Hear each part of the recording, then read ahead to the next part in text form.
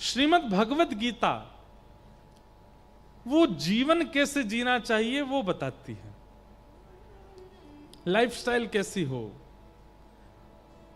अपने जीवन के निर्णय कैसे हों, इस पृथ्वी पर जब तक रहना है तब तक कैसे रहना है, क्या करना है, किस प्रकार का व्यवहार करना, एक अच्छा मानव बनना सिखाती है भगवत गीता। पर भगवत प्राप्ति, भगवत गीता के वक्ता जो श्री कृष्ण हैं, उनकी प्राप्ति यदि करनी है तो उसके लिए तो भागवत के आश्रय में आना पड़ेगा।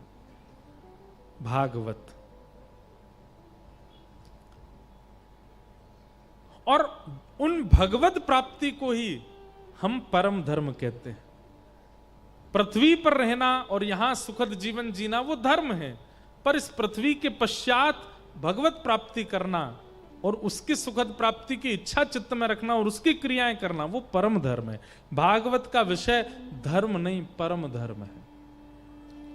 मतलब इस कथा में आगामी 7 दिनों तक केवल वही व्यवहार, वही बातें, वही नियम बताए जाएंगे जिससे भगवत प्राप्ति सुखद हो सके। एक बात हम आपसे स्पष्ट रूप से कहें, सब जानते हैं इस बात को, हमारे जीवन का अकाट्य सत्य क्या है? मृत्यु। हमारा घर बनाना एक सपना रहता है, ब्याह करना सपना होता है, बच्चे होंगे सपना होता है, बच्चों को उस स्कूल में पढ़ाएंगे सपना होता है, बच्चों का ऐसा ब्याह करेंगे सपना होता है, अपने माता पिता के लिए ये करेंगे सपना होता है। ये सब सपने होते हैं और इनको साकार कर पाना ना कर पाना ये हमारे कर्मों पर निर्भर करता है।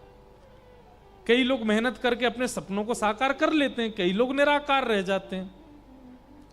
लेकिन एक वस्तु ऐसी है जो सपना नहीं है, परम सत्य है, और वो क्या है? मृत्यु। मृत्यु सपना नहीं,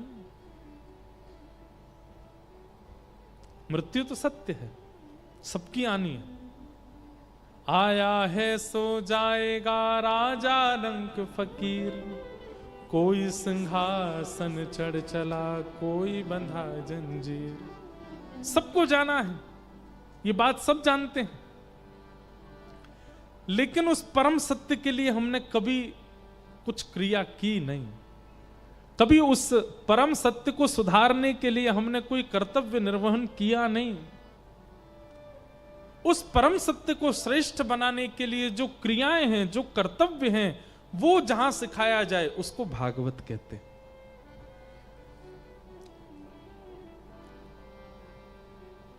और एक बात निश्चित है कि मृत्यु के पश्चात भगवत प्राप्ति तभी हो सकती है जब जीवन काल में, अपने युवा काल में, अपने वृद्ध काल में, अपने कुमार अवस्था काल में आपने ठाकुर जी को खूब भजा हो, तभी मृत्यु के बाद उनकी प्राप्ति हो सकती है।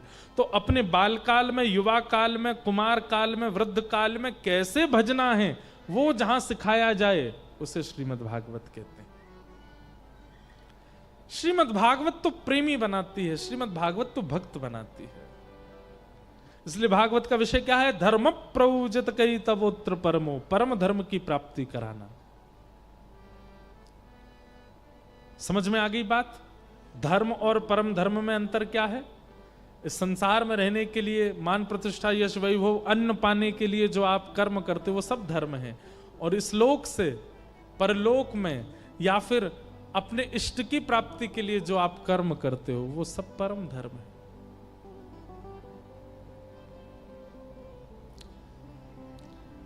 भागवत जी का अधिकारी कौन है? तो कहते हैं निर्मत्सराणाम सताम। श्रीमद् भागवत की कथा हो रही है, वक्ता सुना रहे हैं, कितनों को समझ आ रही है? उतनों को ही समझ आएगी जिनके चित्त में मात्सर्य दोष नहीं है। जोग, जोग। धर्म प्रोजित कई तवोत्र परमो, निर्मत्सराणाम सताम, वैद्यं वास्तवमत्र वस्तु शिवदम्, तापत्रयोन्मूलनम् श्रीमद्भागवते महामुनि कृते किंबा परैरीश्वर सद्यो हृदयवरोध्यते कृतभिः शुश्रूषुभिस्तत्क्षणात्। श्रीमद् भागवत का धर्म क्या है? भागवत का विषय क्या है? परम धर्म। भागवत का अधिकारी कौन है? किसको सुनने का अधिकार है कथा? तो कहते हैं जिसके चित्त में मात्सर्य दोष नहीं है। मात्सर्य दोष किसको कहते हैं? संत श्री तुकाराम जी महाराज ने खूब सारे अभंग लिखे, खूब सारे अभंगों का निर्माण श्री तुकाराम जी ने किया। बहुत ध्यान से सुनना। इतनी ख्याति हो गई, सब जगह उनकी पूछ होने लगी। तो एक बार एक रामेश्वर भट्ट नाम के एक पंडित जी थे,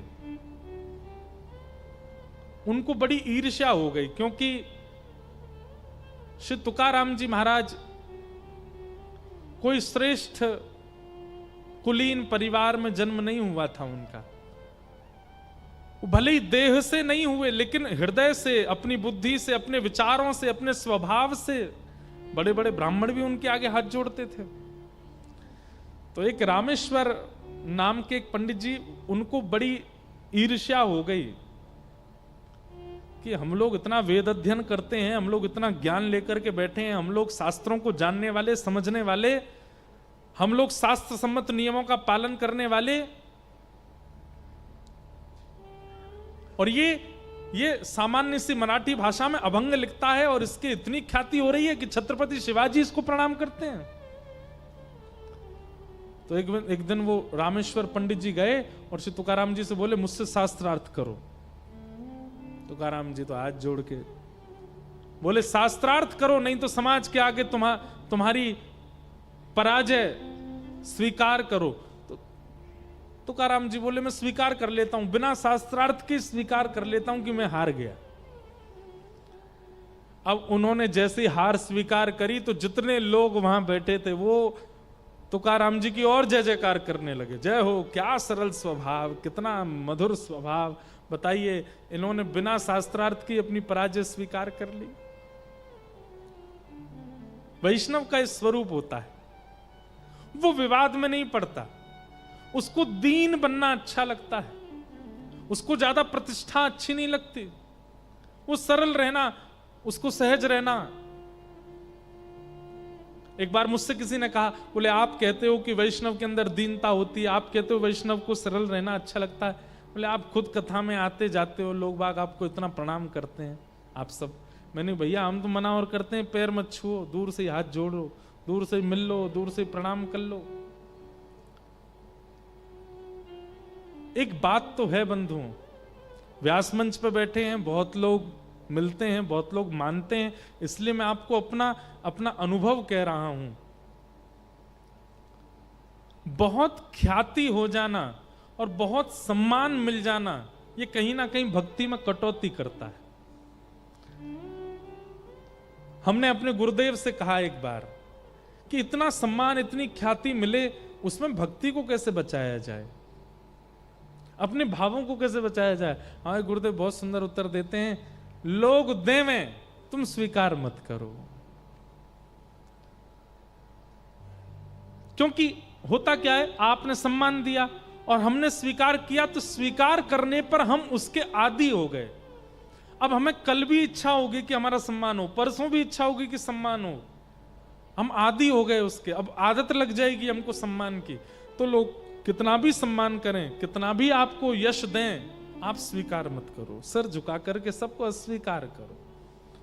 तो ऐसा हो सकता है कि इतना प्रणाम, इतना सम्मान, इतनी ख्याति आपकी भक्ति पर प्रभाव ना डाले। बहुत मुश्किल है। तुकाराम जी महाराज स्वीकार कर लिए, बोले मैं अपनी पराजय स्वीकार करता हूं, आप जीते रहिए, सदा विजयी रहिए। लेकिन रामेश्वर पंडित जी को क्रोध आया, बोले कि ऐसे काम नहीं चलेगा, कुछ ऐसा करना पड़े। क्या करें? तो उन्होंने जो ग्रंथ लिखते थे अपनी स्याही से जो तुकाराम जी अभंग लिखते थे, अभंगों का ग्रंथ उठाया और ले जाकर के एक नदी में फेंक दिया। तुकाराम जी के नेत्र सजल हो गए, क्योंकि हृदय के भाव श्री विठ्ठल भगवान को प्रसन्न करने के लिए लिखे थे, किसी जनमानस को प्रसन्न करने के लिए नहीं, ठाकुर जी को प्रसन्न करने के लिए लिखे थे, और इन्होंने फेंक दिया सब नदी में। और ऐसा करके वो रामेश्वर पंडित जी चले गए। 13 दिन तक तुकाराम जी वहीं बैठे बैठे रोदन करते रहे, स्मरण करते रहे ठाकुर जी का। तुरंत ठाकुर जी हृदय में प्रकट हुए और प्रकट होकर के कहा, नेत्र खोल करके उस नदी के पास जाओ, देखो। और जैसे तुकाराम जी गए तो सारे पत्र जितने उन्होंने लिखे थे वो सब नदी के ऊपर परत बन करके बह रहे थे, एक बूंद जल से कागज भी गीला नहीं हुआ, सब यथावत सुरक्षित। और श्री तुकाराम जी महाराज ने सबको इकट्ठा करके पुनः अपना ग्रंथ सुरक्षित कर लिया। किसी ने ईर्ष्या भी की है तो उस ईर्ष्या से भी विचलित होना यह वैष्णव का स्वरूप नहीं है। कोई आपकी निंदा कर रहा है तो कहीं ना कहीं निंदा सुनकर के भी अगर आंसू आ रहे हैं ना, निंदा सुनकर के क्रोध आ रहा है ना, निंदा सुनकर के उसके प्रति आपको दुर्भाव आ रहा है ना, तो भी आप वैष्णव नहीं हो। निंदा सुनने के बाद भी सम रहे स्थिति।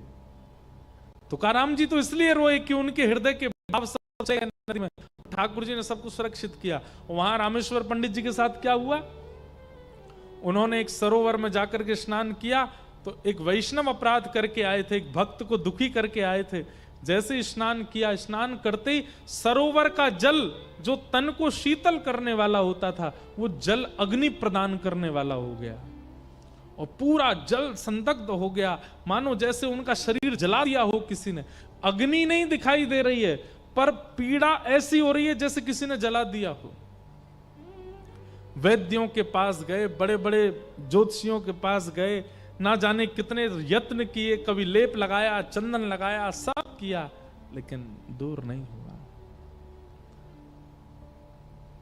तब किसी महापुरुष ने जो दिव्य दृष्टि रखते थे उन्होंने कहा, बोले तुमने केवल जात पात देख करके और एक सामान्य व्यक्ति मान करके किसी भक्त के सुंदर स्वरूप, किसी भक्त की सुंदर वाणी का तुमने तिरस्कार किया।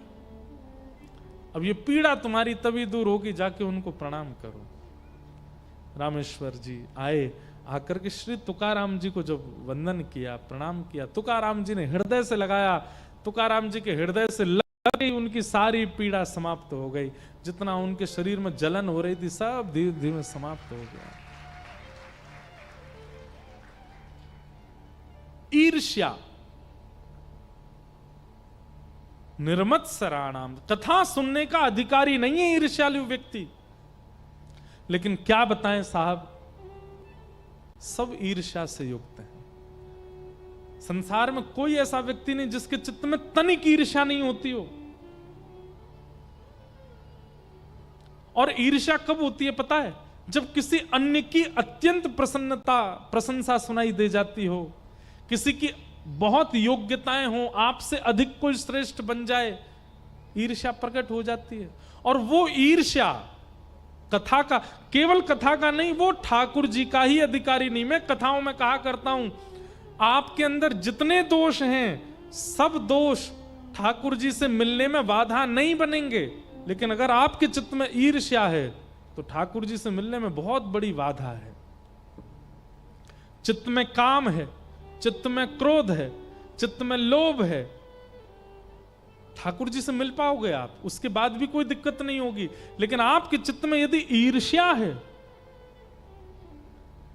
तो क्षमा कीजिए, इस जन्म में तो मुमकिन नहीं है कि आपको पंडरीनाथ प्रत्यक्ष दिख जाए। ईर्ष्यालु व्यक्ति को ठाकुर जी नहीं दिखते। ईर्ष्यालु व्यक्ति को कथाएं समझ नहीं आती, वो सिर ही खुजाता रहता पूरी कथा में, फोन ही चलाता रहेगा, यूं देखेगा, कभी यूं देखेगा, कभी यहां करेगा, ऐसे करेगा। हम बोलते नहीं है पर हमको ऊपर से सब दिख जाते हैं। जो व्यक्ति बहुत विचलित बैठा होता है ना, तो मन में समझ आया इसके चित्त में ईर्ष्या जरूर है।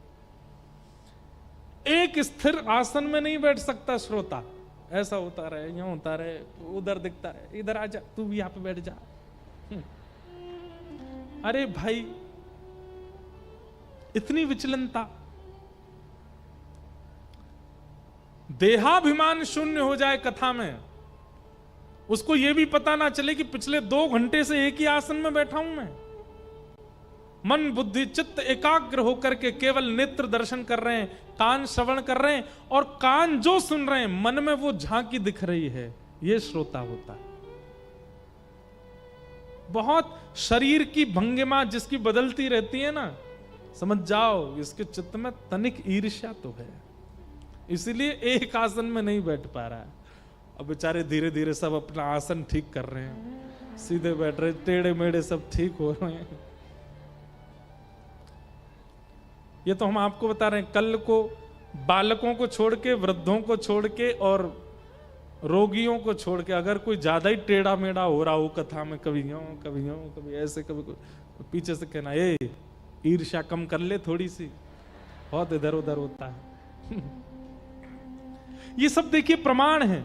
जैसे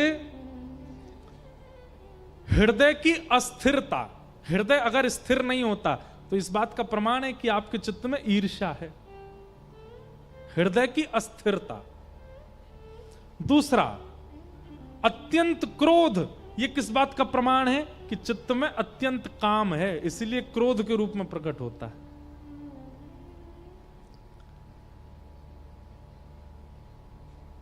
अत्यंत निद्रा आलस्य का प्रमाण है, आलस्य है इसीलिए निद्रा है। हमारे जैसों की निद्रा तो थकान की वजह से है, हम तो इतना भागदौड़ करते हैं इधर उधर उधर, पर बेवजह करते धरते कुछ नहीं, पूरे दिन घर में ही पड़े रहते हैं, फिर भी नींद इतनी आती है, इसका मतलब आलस्य बहुत है, आलस्य बहुत। और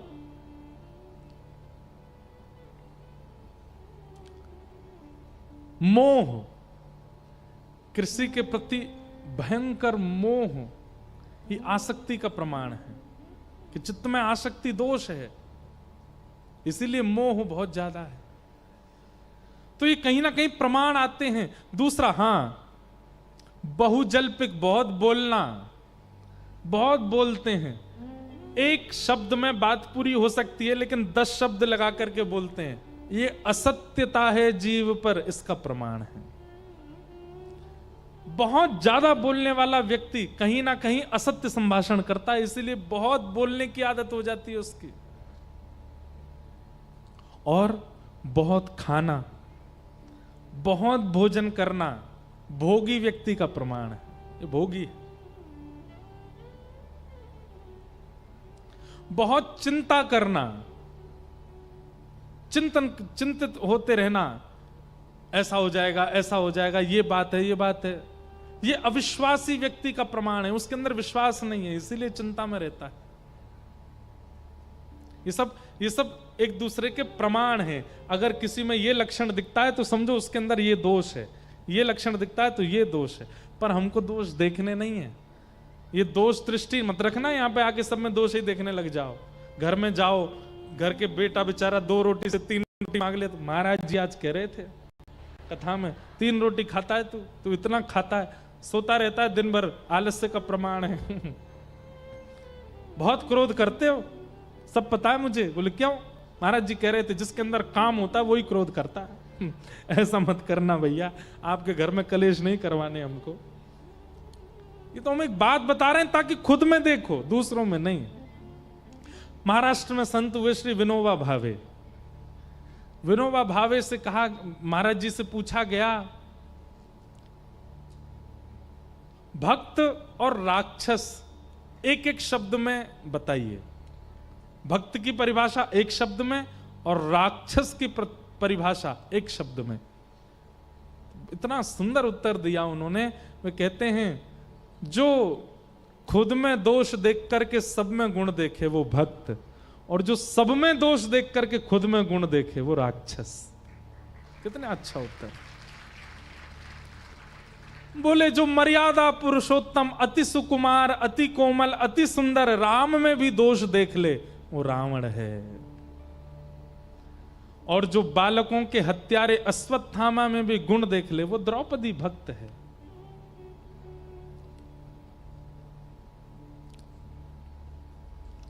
इसलिए कथा में यदि कोई दोष बताया जाता है तो वो दोष दूसरे में मत देखिएगा, खुद में देखिए। आईना खुद को देखना चाहिए ताकि अपने दोष सुधारे जा सकें। दूसरा जब आएगा आईने के सामने वो देख लेगा। कथा क्या है? कथा एक आईना है, कथा एक दर्पण है, कथा एक शीशा है। आप सब सामने बैठे हो, मैं भी सामने बैठा हूं, मुझे भी देखना है और आपको भी देखना है, खुद को। हम सत्य बता रहे हैं, कई बार ऐसे दोष होते हैं जो मुझ में हैं और उन्हीं दोषों का निराकरण मेरे ही मुख से अपने आप निकल जाता है। तब यह पता चलता है कि मानो भागवत जी आज्ञा कर रही हैं कि लाला ये दोष तो में भी है, या पे न काम कर, और खुद ही मुख से अपने आप ही निराकरण निकल आता है उसका।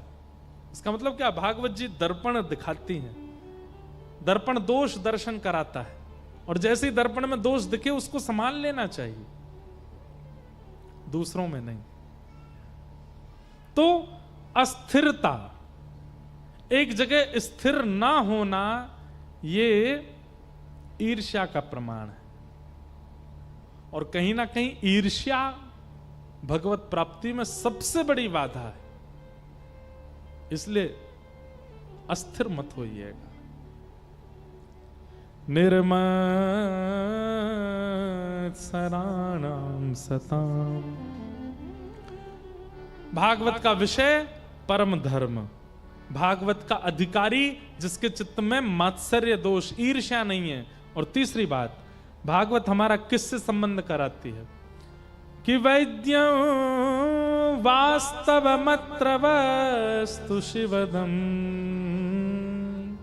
तापत्रयोन्मूलनम्।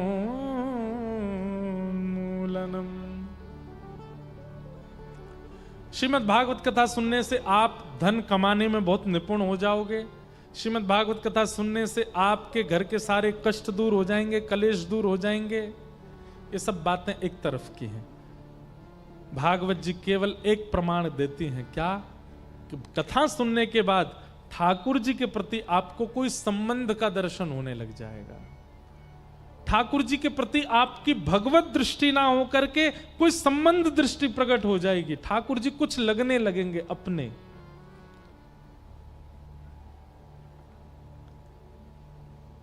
तुम ही तो मेरे माता पिता हो, तुम ही तो मेरे बंधु सखा हो, तुम ही तो मेरे माता पिता हो, तुम ही तो मेरे बंधु सखा हो। कितने रिश्ते तुम संग मेरे, कोई तो रिश्ता जरूर होगा। इतने रिश्ते तुम संग मेरे, कोई तो रिश्ता जरूर होगा। कई जन्मों से बुला रहे हो, कोई तो नाता जरूर होगा। कई जन्मों से बुला रहे हैं, कोई तो नाता जरूर होगा। तुम ही तो मेरी आत्मा हो, तुम ही तो मेरे परमात्मा हो, तुम ही तो मेरी आत्मा हो, तुम ही तो मेरे परमात्मा। कितना सुंदर शब्द है। मुझ ही में रह कर मुझी से पर्दा, मुझ में रह कर मुझी से पर्दा, पर्दा हटाना जरूर होगा। पर्दा हटाना जरूर मुझ ही में रह के और मुझी से पर्दा हटाना जरूर होगा। कई जन्मों से बुला रहे हो, कोई तो नाता जरूर होगा। कई जन्मों से बुला रहे हैं, कोई तो नाता जरूर। एक प्रकार से एक बात कह दूं तो श्रीमद् भागवत जी का उद्देश्य इस भजन में लिखा है। पहली बात, तुम ही तो मेरे माता पिता हो, तुम ही मेरे बंधु सखा हो, कितने नाते तुम संग जोड़े, कोई तो नाता होगा। नाता क्या है ठाकुर जी से, ये जो स्पष्ट करे वो भागवत की कथा। दूसरी बात, तुम ही तो मेरी आत्मा हो, तुम ही मेरे परमात्मा हो। हमारे भीतर ही ठाकुर जी बैठे हैं पर हमें दिखते नहीं हैं। वो पर्दा यदि हट जाए, ये भागवत का उद्देश्य। चित्त में बैठे परमात्मा दिख जाएं। और फिर तीसरा उद्देश्य भागवत जी का क्या है?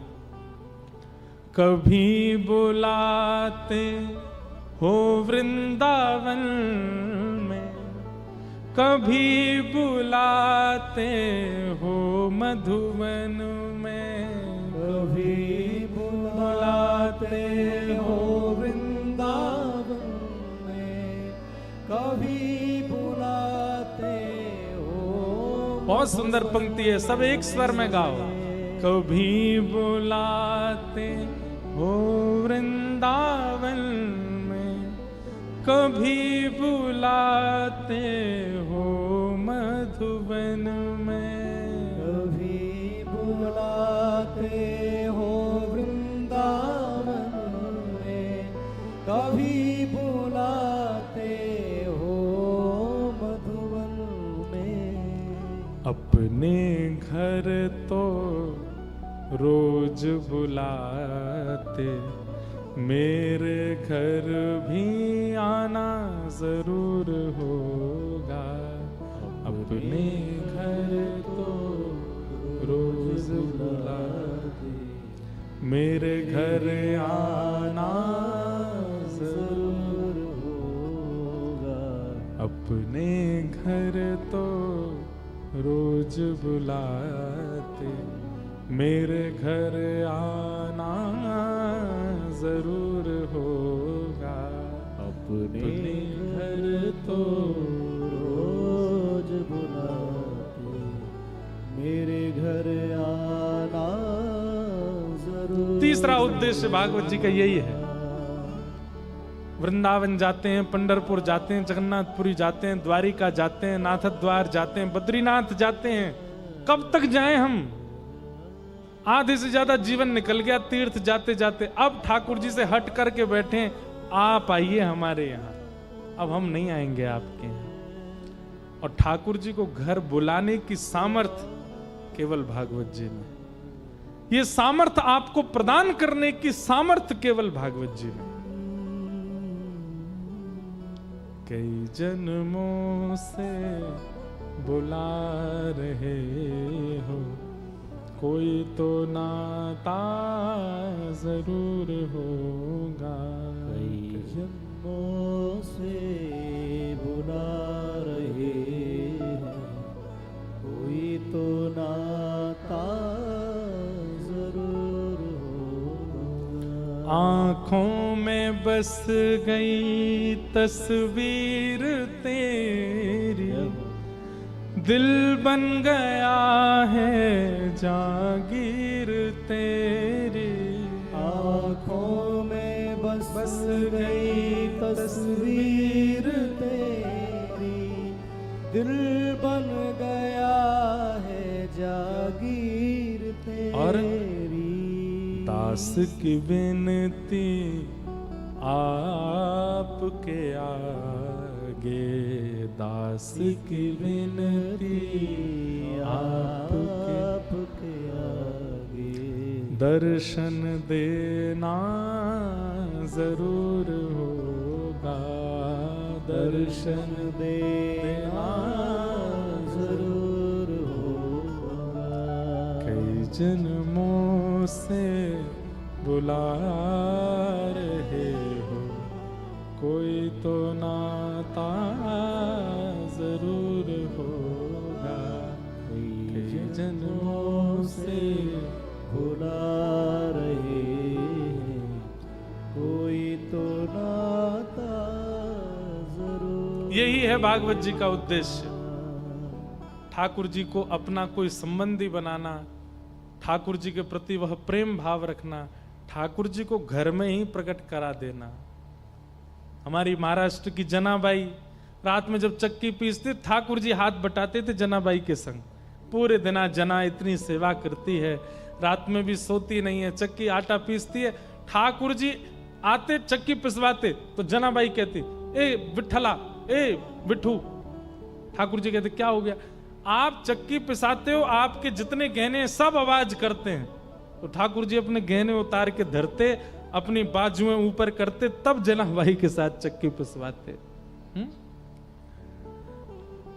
तुकाराम जी के कीर्तन में एक दिन मृदंग बजाने वाले बीमार हो गए, और मृदंग बजाने नहीं आ पाए। तुकाराम जी का कीर्तन था, तुकाराम जी ने लोगों को भेजा, भाई उसको बोलो मृदंग वाले को आ जाए, कीर्तन उसके बिना तो आनंद आता नहीं। वो बोला मैं बहुत बीमार हूं, मैं आज नहीं आ पाऊंगा, आज तुकाराम जी कोई व्यवस्था कर लें अपने। तुकाराम जी उदास हो गए। लेकिन भाई तुकाराम जी का कीर्तन कोई मानव थोड़ी सुनता था, स्वयं विठल भगवान सुनने आते थे। विठल भगवान ने सोचा आज मृदंग वाला नहीं आया, तुकाराम जी आनंद से कीर्तन नहीं करेंगे। मृदंग वाले का रूप धारण करके विठल भगवान ही आ गए। जैसे ही कीर्तन करने के लिए खड़े हुए मंच पर, सामने से मृदंग वाला चलता आ रहा था। तुकाराम जी बोले तुम स्वस्थ हो गए? बोले स्वस्थ हो गया, बिल्कुल आनंद हो गया, लाइए मृदंग दो अभी बजाता हूं। तुकाराम जी गाने लगे, क्या मृदंग बजाई महाराज, ऐसी गजर हुई उस दिन कीर्तन में, सब नृत्य करने लगे, सब आनंदित हो गए, ऐसी गरज हुई उस दिन। मृदंग पधरा करके सब लोग प्रणाम करते, तुकाराम जी को उसने प्रणाम किया। अंतर ध्यान हो गया थोड़ी देर में। सब लोग बोले वो कहां गया, मिला नहीं। बोले इतनी जल्दी घर चला गया, बिन बताए चला गया, उसको बोलो प्रसाद पाके जाए, कीर्तन का प्रसाद।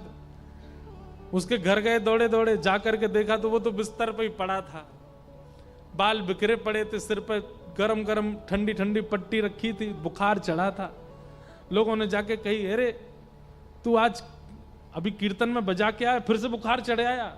बोले मैं तो गया ही नहीं कहीं, मैं तो यहीं बैठा हूं सुबह से, मुझे तो आज बुखार उतर ही नहीं रहा है, मैं कैसे जाऊंगा कीर्तन, मैं तो मना किया था मैं नहीं आऊंगा। लोगों ने जाकर के कहा, बोले वो तो मना कर रहा है कि वो आया नहीं कीर्तन में। तुकाराम जी के नेत्र सजल हो गए, बोले मुझे पता है कौन आया था, आज साक्षात मुझे लग ही रहा था कि आज जब मृदंग बजती है तो मृदंग में नाम प्रकट क्यों हो रहा है, क्योंकि आज ताल कोई मृदंगी नहीं, स्वयं श्री विठल बजा रहे थे, विठल आनंदित कर रहे थे।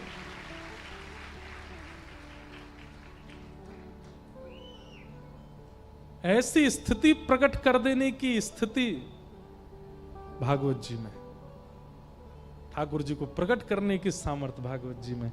वैद्यम वास्तवमत्र वस्तु शिवदम, ठाकुर जी से संबंध कराती हैं भागवत जी। तापत्रयोन्मूलनम, अंतिम बात, 3 प्रकार के ताप होते हैं, आदि दैविक, आदि भौतिक, आध्यात्मिक। ताप मतलब पीड़ा, और इन समस्त प्रकार की पीड़ाओं का जो उन्मूलन कर देती हैं वो श्रीमद् भागवत है। हमारे चित्त में जितने ताप हैं, इनकी पीड़ा हमको कब होती है? जब संसार हमारे अंदर व्याप्त है। जैसे सिर दर्द हो गया, अब सिर दर्द होते ही परेशान होने लगे, बैठ गए, सो गए, कभी कुछ सिर दर्द हो रहा है, क्या करें, हमसे कुछ हो नहीं रहा। इस प्रकार की स्थिति संसारी की बनती है। पर वैष्णव के सिर में दर्द होता है ना, वो फिर भी प्रसन्न रहता है, वो फिर भी कथा सुनाता है, फिर भी कथा सुनता है, फिर भी ठाकुर जी का दर्शन करता है, सेवा करता है। उसके पेट में पीड़ा हो, उसको संसारी कोई पीड़ा हो, वो ठाकुर जी के भाव को त्याग नहीं करता। मुझे तो एक एक करके इतने भक्तों के याद आ जाती है कि मन करता है सुनाता ही रहूं। गौरोबा काका, महाराष्ट्र के संत भक्त हुए गौरोबा काका, मट्टी अपने पैरों से करते थे, जैसे मारते हैं ना, ऐसे अपने पैरों से मारते थे। एक दिन उनकी पत्नी गई जल भरने के लिए, छोटे से बालक को छोड़ गई, घुटमुन चलता था बालक, और गौरव काका से कह गई, सुनो इसका ध्यान रखना। अब चलते चलते चलते मिट्टी कर रहे थे, और करते करते करते नाम की ऐसी धुन चढ़ी उनको, बालक चलता चलता पैर के नीचे आ गया, लेकिन उनको सुध नहीं रहे और बालक के प्राण चले गए। पत्नी ने आकर के धक्का दे दिया, बोले तुम क्या कर रहे हो, तुम ऐसा क्या कीर्तन, ऐसा क्या विट्ठल का नाम कि अपने बालक के प्राण ले लिए। अब पढ़े लिखों को ये सब बातें थोड़ी अटपटी लग सकती है, ये कैसा भाव है, ये कैसा विचार है।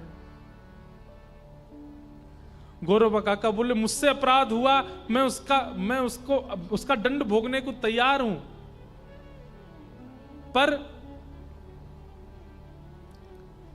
नाम जब प्रकट हो गया था तो तुमको नाम पर विश्वास करना चाहिए था। ठाकुर जी सब मंगल कर देते, लेकिन तुमने नाम अधूरा छुड़वा दिया, तुमने मेरा नाम यहीं रुकवा दिया। मैं प्रतिज्ञा लेता हूं आज के बाद तुम्हारा स्पर्श नहीं करूंगा। कथा तो बहुत बड़ी है। फिर एक दिन गलती से स्पर्श अपनी पत्नी का हो गया, तो गौरव काका ने जब देखा कि निद्रा में मेरा स्पर्श हो गया पत्नी से, अपने हाथों को लेकर के गए और जाकर के महाराज दोनों हाथों को कटवा दिया कि जो हरि विमुख का स्पर्श करें, ऐसे हाथों को लेके मुझे क्या करना, बिना हाथ के रहने लगे। लेकिन जीवन में उनको कभी ग्लानि नहीं हुई कि मेरे हाथ नहीं है, मैंने अपने हाथ कटवा दिए। बिना हाथ के बड़े प्रसन्न रहते थे, बोले जो हरि का नहीं है उसको रख करके क्या करना। पर आप एक दिन कीर्तन में गए और कीर्तन में ऐसा धुन चल रही थी, सब ताली बजा बजा के नृत्य कर रहे थे, तब गौरवा काका के मन में पहली बार आया कि आज तक मेरे हाथ नहीं है, इसकी मुझे ग्लानि नहीं हुई, लेकिन आज मुझे लग रहा है कि अगर मेरे हाथ होते तो मैं भी ताली बजा के नृत्य करता, मेरे हाथ ही नहीं है। उन्होंने ऐसा चिंतन किया मात्र था कि मेरे हाथ होते तो मैं भी ताली बजाता। कीर्तन चलते चलते चलते गौरवा काके दोनों हाथ प्रकट हो गए और ताली करताल बजा करके नृत्य करने लगे। अब ये ताप है, ये पीड़ा है। संसार का व्यक्ति पीड़ा में विचलित हो जाता है, उसके अनुकूल भोजन ना बने विचलित हो जाएगा, उसके अनुकूल बिस्तर ना हो सो नहीं पाएगा, उसके अनुकूल जीवन साथी ना हो छोड़ देगा, उसके अनुकूल स्थान ना हो चला जाएगा। पर वैष्णव कैसा होता है, चाहे कितनी प्रतिकूलता मिल जाए, दैहिक मिल जाए, मानसिक मिल जाए, बौद्धिक मिल जाए, शारीरिक मिल जाए, पीड़ा तो आती है लेकिन उनका प्रभाव अपने ऊपर दिखने नहीं देता, प्रसन्न रहता है, आनंद में रहता है। इन तीन प्रकारों के तापों का जो उपशमन करता है वो श्रीमद् भागवत। पीड़ा तो आएगी जीवन में, लेकिन वो पीड़ा आपके ऊपर प्रभाव नहीं डाल पाएगी। ये भागवत जी का प्रयोजन है, तापत्रयोन्मूलनम। ऐसी श्रीमद् भागवत की मंगलमयी कथा हम आप सब लोग श्रवण कर रहे हैं। द्वितीय दिवस था आज कथा का, कल तृतीय और परसों तो फिर ठाकुर जी का मंगल जन्मोत्सव कथा में होगा। खूब आनंद से हम लोग करेंगे। हम जहां भी कथा करते हैं प्रयास करते हैं कि कथा के विश्राम में वृंदावन के 7 निधियों को प्रणाम करें। हमारे वृंदावन के सप्त निधि हैं। आपके पंढरपुर में श्री पंडरीनाथ विराजते हैं, ऐसे वृंदावन के हमारे 7 हैं। गोविंद देव, गोपीनाथ, मदन मोहन, राधा रमण, राधा वल्लभ और श्री जुगल किशोर और बांके बिहारी। तो इन 7 निधियों को प्रणाम करते हैं। आप सब लोग करताल बजाते हुए गाते हुए सातों को मेरे साथ प्रणाम करना। श्यामा हृदय कमल सो प्रगट्यो, हृदय कमल सो प्रगट्यो, श्यामा हृदय कमल सो प्रगट्यो, श्यामा हृदय कमल सो प्रगट्यो, और श्याम हृदय कुभार वृंदावन मेरो वृंदावन, वृंदावन मेरो वृंदावन, हे श्री वृंदावन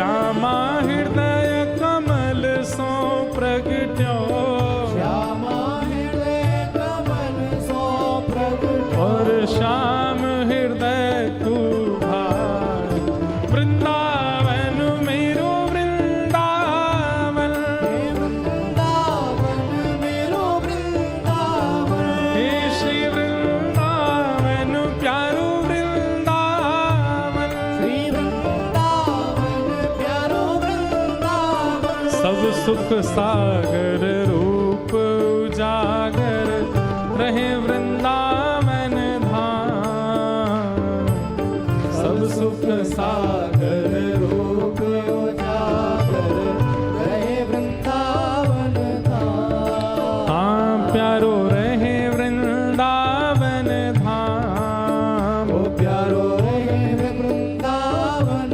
धाम है रूप गोस्वामी प्रगट कियो जहाँ रूप गोस्वामी प्रगट कियो जहाँ हे रूप गोस्वामी प्रगट कियो जहाँ रूप गोस्वामी प्रगट कियो राधा गोविंद रूप निधान वृंदावन मेरो वृंदावन हे वृंदावन मेरो वृंदावन हे श्री वृंदावन प्यारो वृंदावन वृंदावन प्यारो वृंदावन रूप गोस्वामी प्रगट कियो जहाँ रूप गोस्वामी प्रगट कियो राधा गोविंद रूप निधान वृंदावन मेरो वृंदावन वृंदावन मेरो वृंदावन हे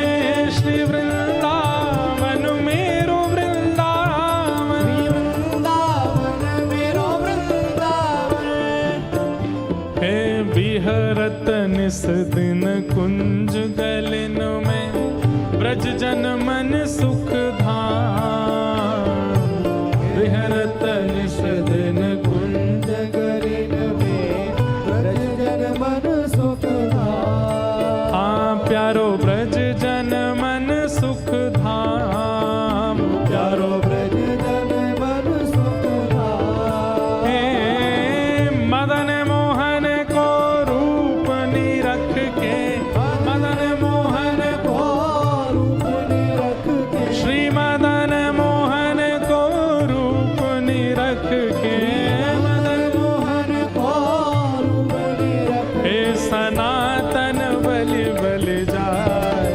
वृंदावन मेरो वृंदावन वृंदावन मेरो वृंदावन हे श्री वृंदावन प्यारो वृंदावन वृंदावन प्यारो वृंदावन मदन मोहन को रूप निरख के मदन मोहन को रूप निरख हे सनातन बलि बलि जाय वृंदावन मेरो वृंदावन वृंदावन मेरो वृंदावन हे श्री वृंदावन मेरो वृंदावन वृंदावन मेरो वृंदावन हे गोपी ग्वाल सब ही और धारे प्यारो गोपीनाथ गोपी ग्वाल सब ही और भारे प्यारो गोपीनाथ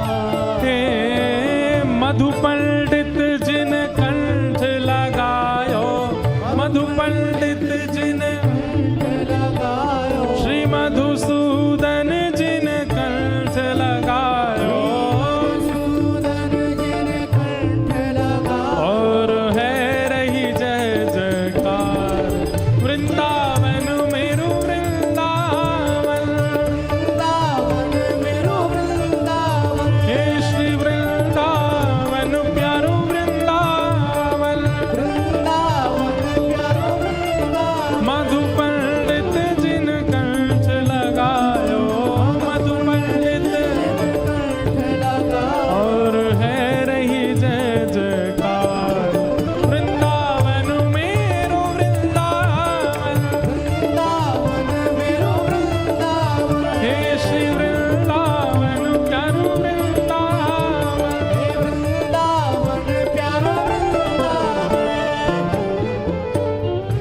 हमारे वृंदावन के चौथे ठाकुर, और लगभग लोगों ने दर्शन किए होंगे उनके, श्री गोपाल भट्ट जो के हृदय वेदना प्रगट्यो शालिग्राम।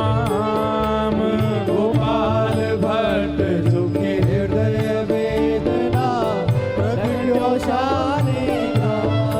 हे श्री गोपाल भट्ट जो के हृदय वेदना प्रगट्यो शालिग्राम। गोपाल भट्ट जो के हृदय वेदना प्रगट्यो शालिग्राम। कौन?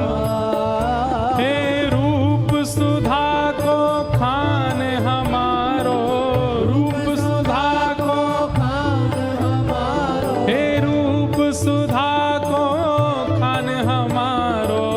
रूप सुधा को खान ओ प्यारो राधा रमण जुलाल, वृंदावन मेरो वृंदावन। वृंदावन मेरो वृंदावन। हे श्री वृंदावन प्यारो वृंदावन। वृंदावन मेरो वृंदावन। रूप सुधा को खान हमारो। रूप सुधा को खान हमारो। ओ प्यारो राधा रमण जुलाल, वृंदावन मेरो वृंदावन। वृंदावन मेरो वृंदावन। हे श्री वृंदावन मेरो वृंदावन। वृंदावन मेरो वृंदावन। श्री राधा रमण लाल की। जय हो।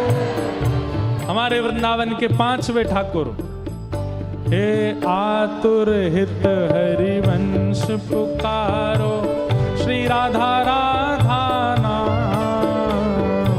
आतुर हित हरिवंश पुकारो, राधा राधा नाम। हे जय राधे राधे, जय राधे राधे। श्री राधे राधे, श्री राधे राधे। हरिवंश प्यारी, जय राधे राधे। हरिदास दुलारी। जय राधे राधे। जय राधे राधे, जय राधे राधे। श्री राधे राधे। श्री राधे राधे। हे आतुर हित हरिवंश पुकारो, राधा राधा नाम।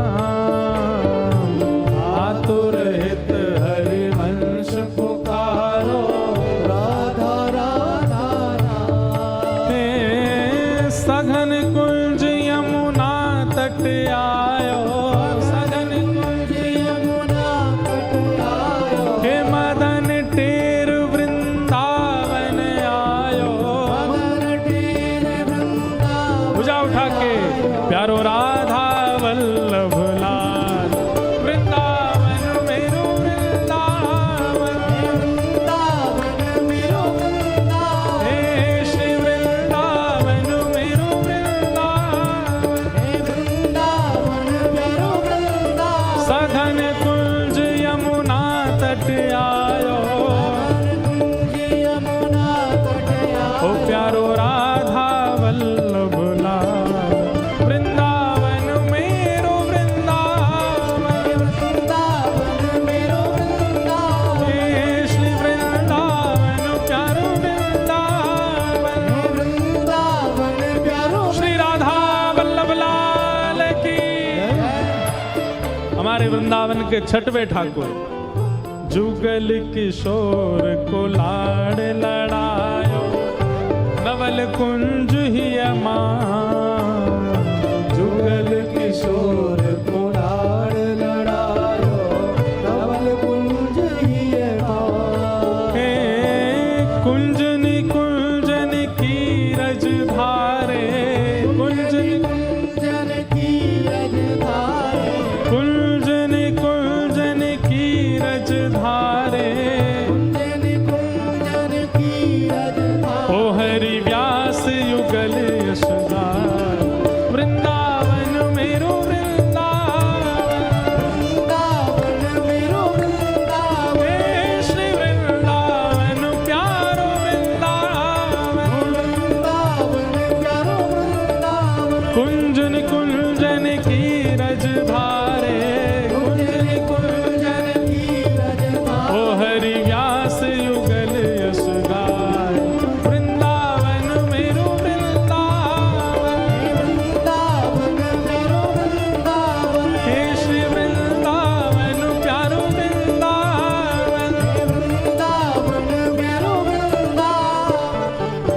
बोलो जुगल किशोर लाल की।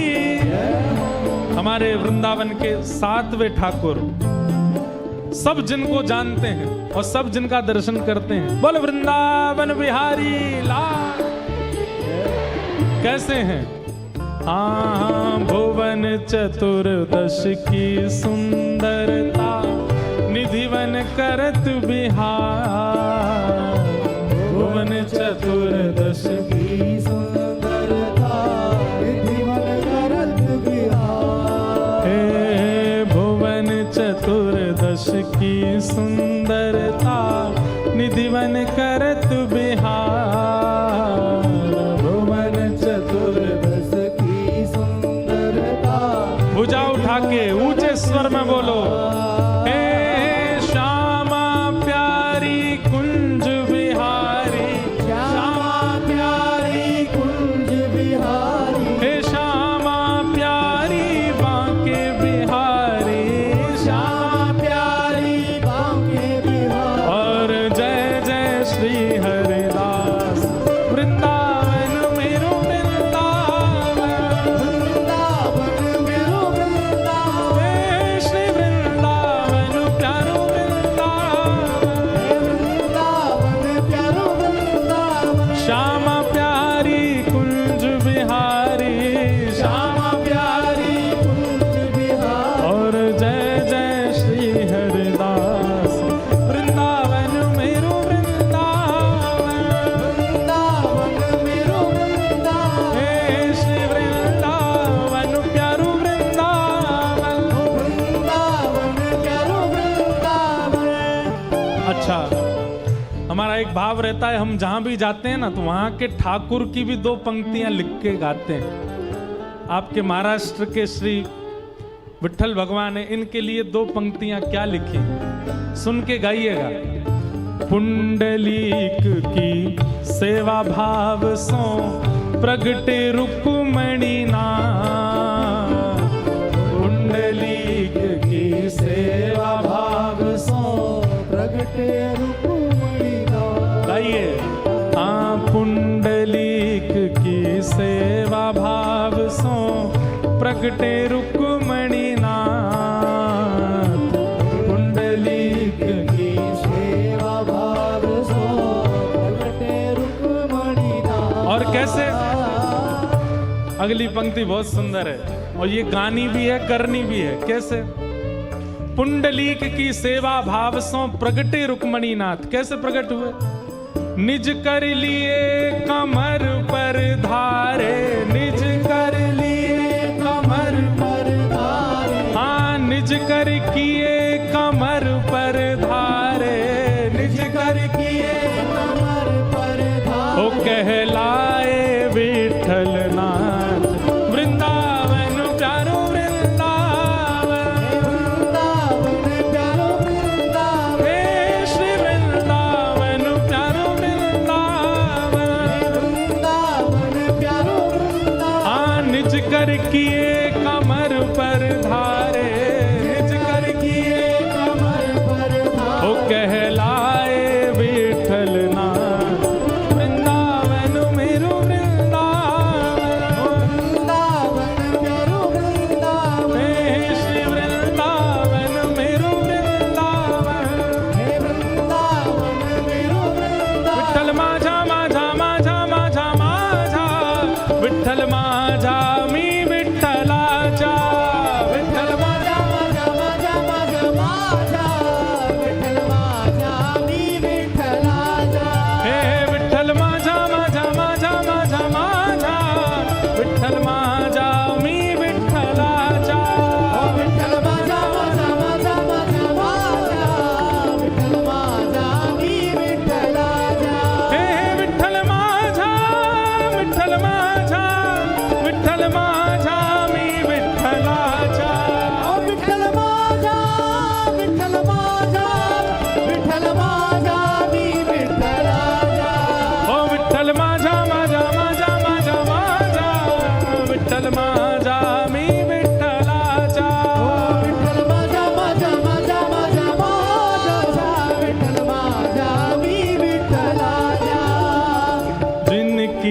कृपा से यह रस प्रगट्यो वृंदावन अभिराम। जिनकी कृपा से यह रस प्रगटो वृंदावन अभिराम। हे सप्तनिधिन को ही उजियारो, सप्तनिधिन को ही उजियारो, हम सबको मिलवावे वारो, हम सबको मिलवावे वारो, और यह आनंद करवावे वारो। आनंद करवावे वारो। हे हमारो गिरधर लाल वृंदावन मेरो वृंदावन, वृंदावन मेरो वृंदावन, हे श्री वृंदावन प्यारो वृंदावन।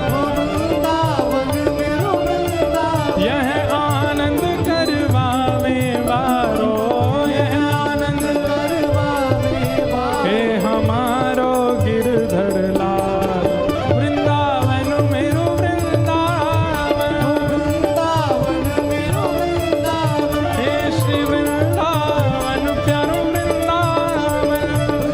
भुजा उठाइए, जय राधे राधे, श्री राधे राधे, वृषभानु दुलारी बरसाने वारी, श्री कृष्ण प्यारी, हम सबकी प्यारी। जय राधे राधे, जय राधे राधे, जय राधे राधे, श्री राधे राधे, जय राधे राधे, श्री राधे राधे, जय राधे राधे, श्री राधे राधे, जय जय श्री राम, जय जय श्री राम, जय जय श्री राधे। पुंडलीक वरदे हरि विठ्ठल, श्री ज्ञानदेव तुकाराम, श्री पंडरीनाथ भगवान की जय।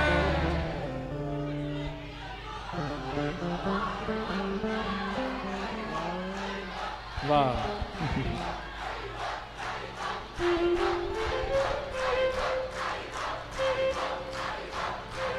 वाह भैया वाह, जय हो। भुसावल के सभी भक्तन की कथा सुनावे प्यारे व्यास जी की, पुंडलीक श्री विठ्ठल भगवान की, ज्ञानदेव तुकाराम जी महाराज की, श्री नामदेव जी महाराज की, महाराष्ट्र के सभी भक्तन की। नमः पार्वती पतये हर हर महादेव। पूछरी के लौटा की हुप हुप प्यारे, क्या बात है वंशी वारे, शाबाश।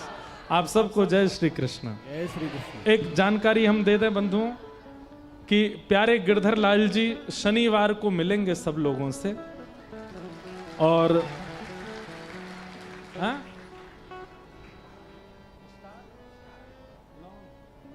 कोई स्टार लोन करके जगह है, स्टार लोन ना, स्टार लोन करके जगह है, वहां पर शनिवार को, क्योंकि रविवार को रामनवमी है, शनिवार को ठाकुर जी श्री गिरधर लाल जी के दर्शन होंगे। सुबह 11 बजे से दर्शन का क्रम होगा। आप सब लोग उसी दिन लाल जी के दर्शन कर लीजिएगा, और प्रयास करेंगे अगर कथा में भी आने का ठाकुर जी का बन सका तो शायद कथा में भी पधारें, बाकी नहीं तो शनिवार को आप सब लोग सुबह 11 बजे स्टार लोन में दर्शन के लिए उपस्थित रहिएगा। सबको जय श्री कृष्ण, जय श्री कृष्ण। जय सिया राम, जय श्री राम। जय जय श्री राधे, जय श्री राधे। राम कृष्ण हरि। राम कृष्ण हरि। सबको प्रणाम। भागवत जी की आरती के साथ ये कोई लाली बना के लाई, कौन कहाँ है लाली जिन्होंने बनाया ये? वाह बहुत सुंदर। ये हैं कौन? अच्छा हम हैं। हमने कही पता नहीं कौन सा कोई डाकू है। बहुत सुंदर बनाया। सबको जय श्री कृष्णा। आरती के साथ कथा को विश्राम, कल इसी समय पुनः मिलेंगे। और एक बात, हमें पता है भुसावल में गर्मी बहुत पड़ती है, हमें तो अभी आके पता चला यहाँ पर अप्रैल में ये हाल है, तो आप लोग मई जून कैसे निकालते हो ये तो आप ही जानो। लेकिन अंतिम दिन की जो कथा है वो सुबह के सत्र में होगी, तो ज़्यादा गर्मी ना रहे ऐसा कोई समय सब हमारे जगन्नाथ जी के सब प्रिय बालक सब विचार कर लें हमें, क्योंकि आगे प्रस्थान करना है। बम्बई, बम्बई से फिर पंढरपुर, पंढरपुर से कोल्हापुर, तो उस अनुसार सुबह जल्दी होगी कथा, सब लोग आ सकें ऐसी एक समय निर्धारित करके कल बता दिया जाएगा। विश्राम दिवस की कथा सुबह के सत्र में होगी, आप सब लोग बड़े प्रेम और भाव से आएंगे।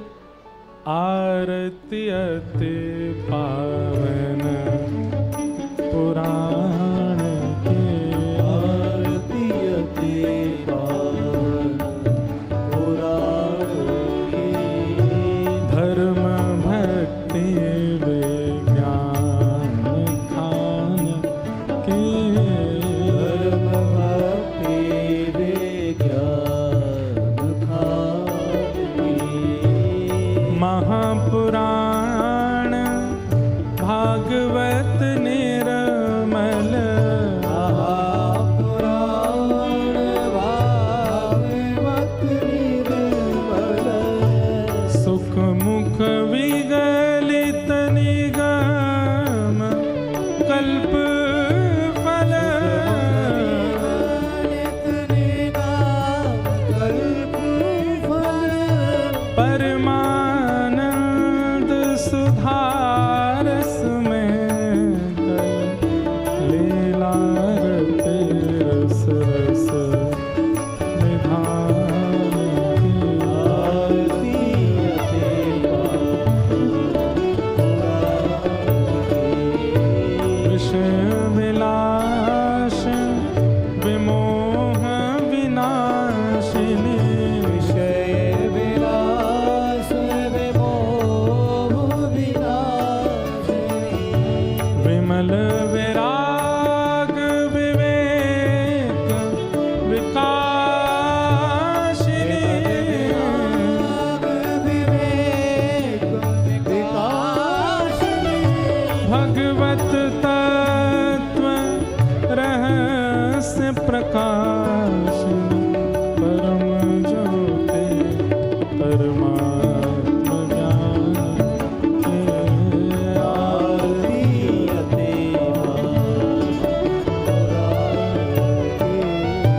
परमहंस मुनि मनोल्लासिनी,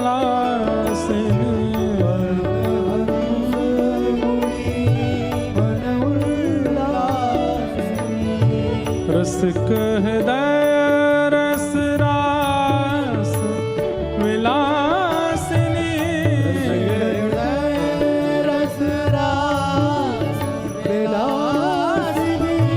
भुक्ति मुक्ति रति प्रेम सुदास, कथा कंचन प्रिय सुजान के,